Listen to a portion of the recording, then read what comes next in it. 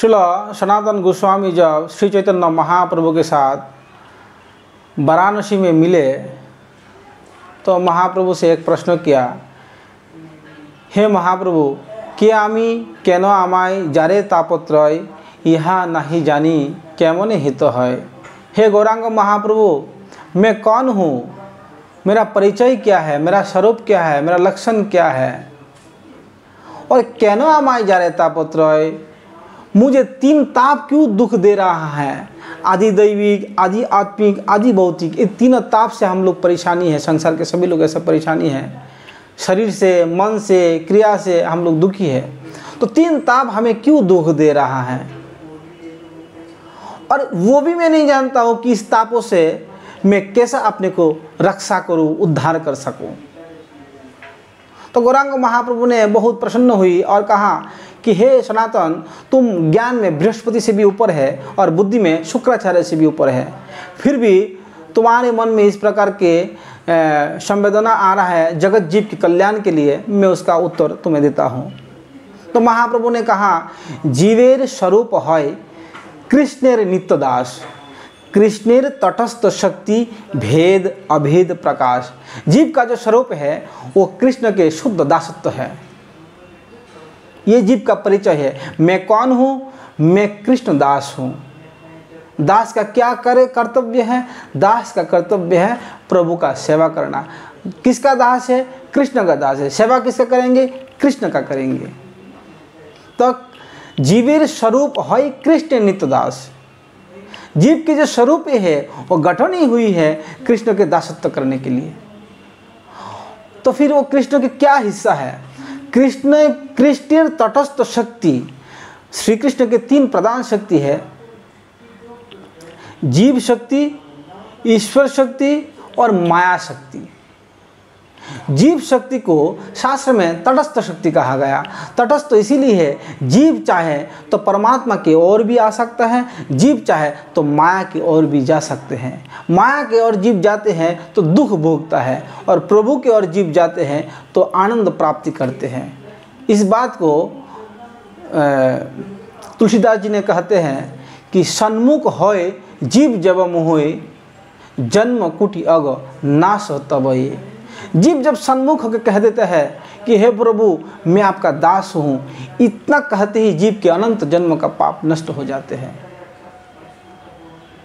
तो हमारी यही प्रधान समस्या है कि हम इस चीज़ को भूल गया है कि मैं कृष्ण का दास हूँ, और कृष्ण का दासत्व भूल करके हम माया का दासत्व कर रहे हैं। यही हमारे दुर्भाग्य के, हमारे पतन का मूल कारण, दुख का मूल कारण है। यही रोग है, यही व्याधि है। इस संसार में त्रिताप दुख भोगने का यही कारण है कि हम श्री कृष्ण दासत्व को भूल के माया के दासत्व करने लगे। अभी माया का दासत्व क्या है, जैसा कि भगवान श्री कृष्ण ने कहा है, दैवी ऐसा गुणमयी मम माया दुरत्तया मामे वजे प्रपतन्ते माया में ताम तर देते। तो माया से कौन मुक्त हो सकता है? भगवान श्री कृष्ण बोलते हैं ये मेरी माया है। तो मेरी माया मेरा जैसा ही पराक्रमी है।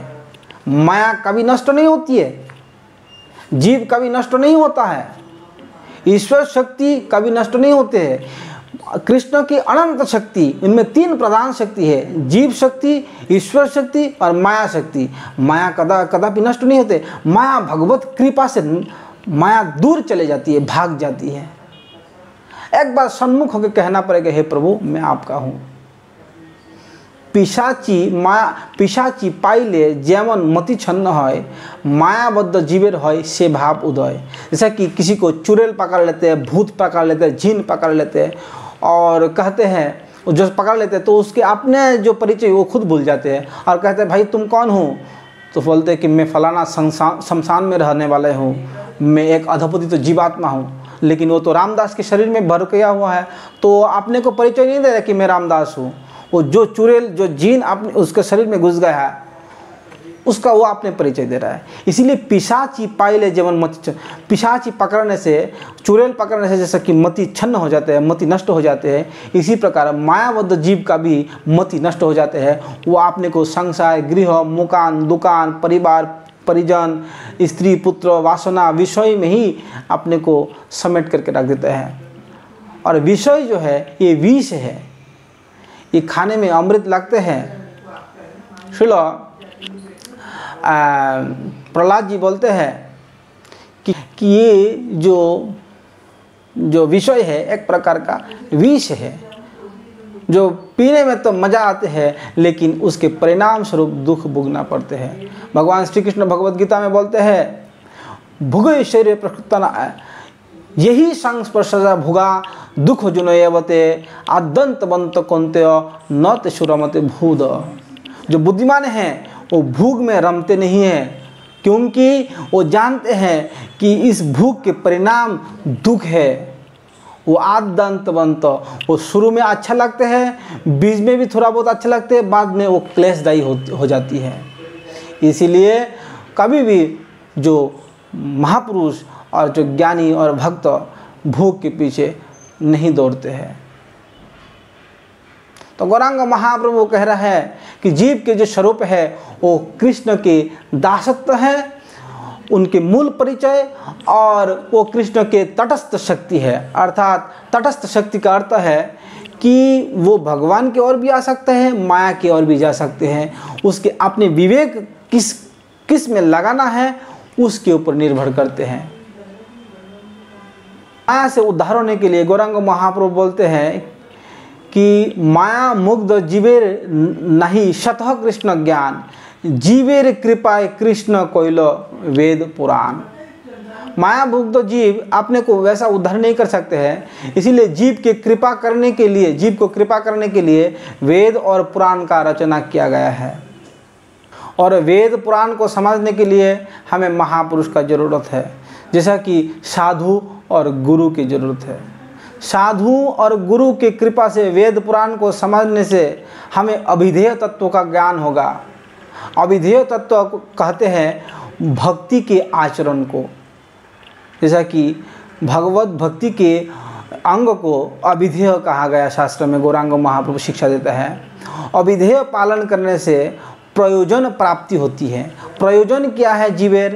जीव के प्रधान प्रयोजन, जीव के अल्टीमेट गोल क्या है? जीव के सबसे बड़ा प्रयोजन है कृष्ण प्रेम प्राप्ति। कृष्ण प्रेम प्राप्ति ही जीव के अंतिम परिणाम है, अंतिम इच्छा होना चाहिए।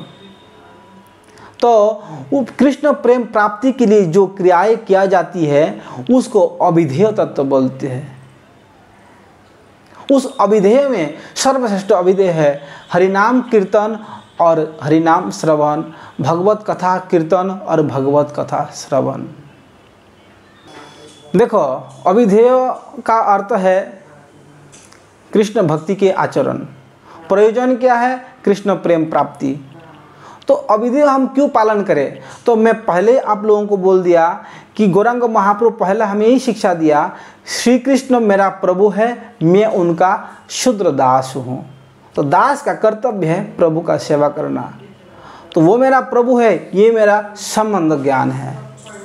और अभिधेय मतलब उन संबंधों को जुड़ने के लिए जो किया जाते हैं वो अभिधेय।